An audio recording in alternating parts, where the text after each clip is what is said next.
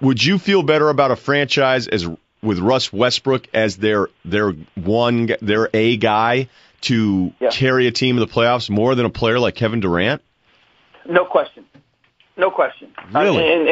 And if you're going to say because Russ, and look, I think this is where it gets kind of confused because people. And Broussard did this in the debate. He wanted to, look at what Russ Westbrook does as a point guard versus these other point guards. And I'll give you that his decision making, he has to tighten up his decision making. And when you look at assist turnover ratio and how other guys sort of manage their teams and the game. It's easy to look at Russ and go, man, he just, sometimes he goes off the rails, and there's no question that he does. But look, he's had 6 triple doubles. He had one of only 5 in a Game 7 in NBA history to beat Memphis. He's a tremendous rebounder at the point guard position. Was a defensive player coming out of UCLA. That's basically how he earned his stripes there. Has continued to be a very good defender. Hey, it's a remarkable career development for a guy that really was just an athlete running around at UCLA. I mean, it was exactly. I get that. And in some ways he still is. Now, I will say this about the decision making and about the turnovers and everything. And the challenge that faces both Russ and Kevin Durant. Look at their record, leading the Western Conference. I mean, when people bag on Russ Westbrook and say, "Well, no, he's not this, he's not that," I'm like, how can he be that bad when if you look at their team and their starting lineup, they have Kendrick Perkins, solid defender, not really an offensive threat.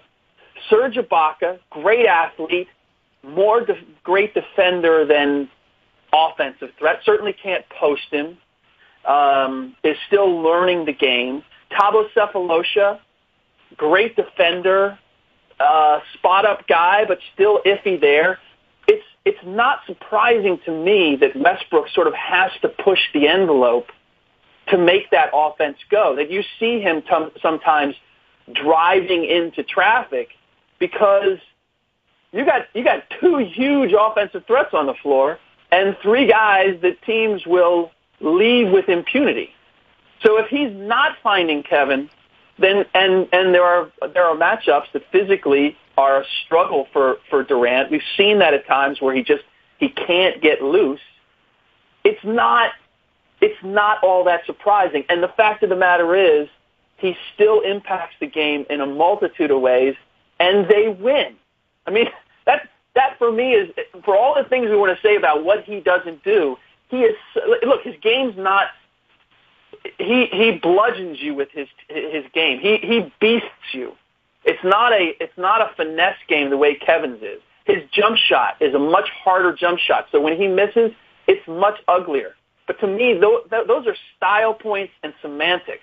What he does to the opposition at both ends of the floor, I believe is just it's far more overlooked than it should be. Well, look, we agree about the decision making. I think we agree. I probably dislike it more than you. And here it is. I like him. I like him as a player. I just don't see him as the 7th best player. Like when you put that up and went 7, there's 6 guys in the NBA better than Russell Westbrook. And I thought, look, I'd have Paul over him.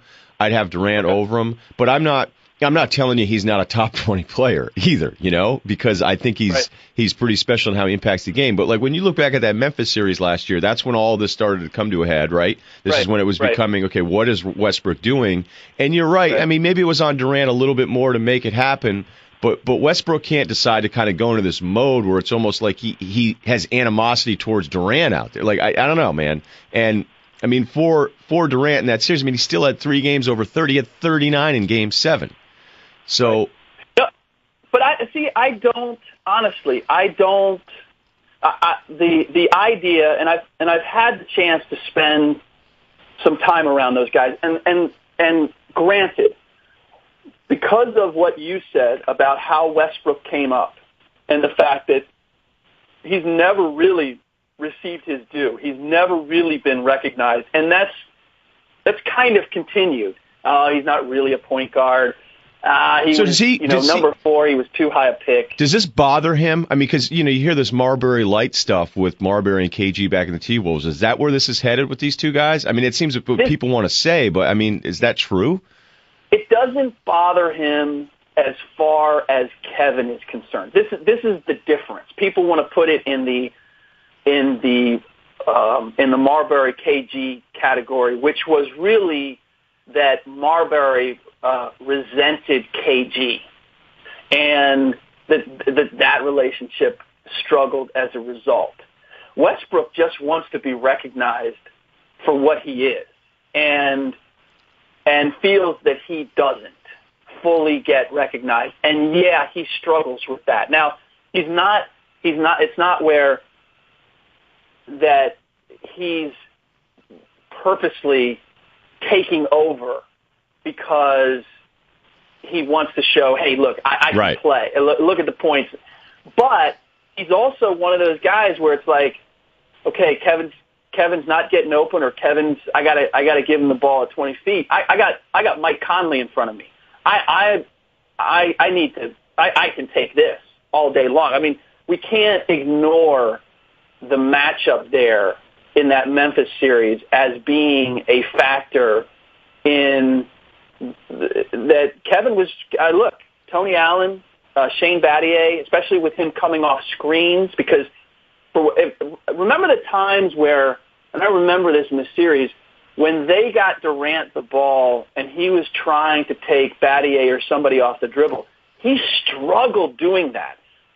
Oklahoma City loves, and this is another reason why Westbrook doesn't get the same assist count, is because both Harden and Durant are very good pick and roll players against certain matchups. You can have them initiate the offense and go, and they like to do that. They had, as I recall, they had a very difficult time doing that with Durant in that series, and so now you're bringing him off of weak side screens.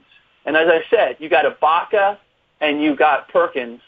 Well, if you're the big man, forget those guys. I'm just going to jump the screen every time, right, and make sure that Kevin Durant doesn't get the ball. And so they would run that, and he wouldn't come off clean, and Westbrook would go, okay, I got to go. And so I believe that that's really what inspired that series and the way he played in that series. And it's part of the maturing process. He needs. I love that he plays. He competes every single night, but sometimes he plays with an anger, and that chip on his shoulder is just a little too big, because it's almost like when he makes a mistake and he can almost hear people going, "Oh, there he goes again." He wants to prove, no, I can do it this way. No, that was a good decision, and he's going to do the same thing again, trying to prove this invisible jury out there wrong. And I just feel as if that's what he needs to get past. And when he does, I mean, this is the other thing. When you look at the top 10, you look at Carmelo, you look at Chris Paul. Again, because of just Westbrook's sheer physical ability, he impacts the game on both ends. The way that counts a lot for me. A guy who can really impact and dominate the game at both ends of the floor. And Russ, when you look at guys in the league, is one of those rare guys who can do exactly that.